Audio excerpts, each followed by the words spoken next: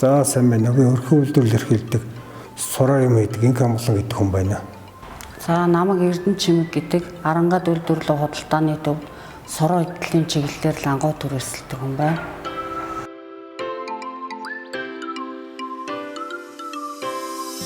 За нэг гэр бүлийн хоёр биений үеийг ойлгож нэгнийхээ үгийг даадаг.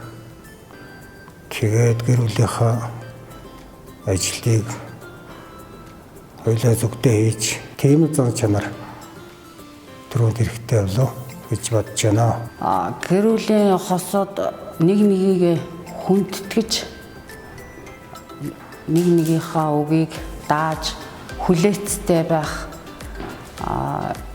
нэгэндээ итгэх, итгэлийг нь даах, тэгээд бас их төвчээртэй байх хэрэгтэй юм болоо гэж бодож байна.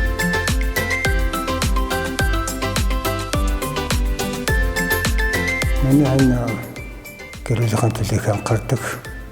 Тэгээ өглөө ис босоод цаг игээд сайнханд ээж хөндөө бариад өдөгтөн бийг бахархаж барилж яддаг юм аа.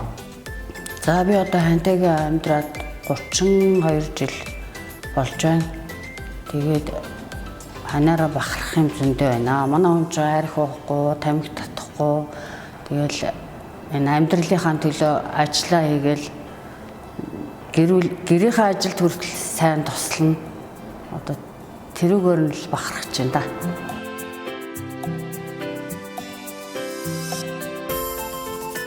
Нэн амьдралынхаа төлөө ажиллаа сайн хийж тууштай зүтгэж амьдарч явдаг юм өсгөө. Тэгээд хантай хибэрэлж явдаг тэгж хэлээ та. Одоо хоошдоо эрүүл мэндэд сайн анхаараарай. Тэгээ хүн өөртөө цаг гаргах нь чухал шүү. Тэгээд хандаа хайртай шүү гэж хэлье.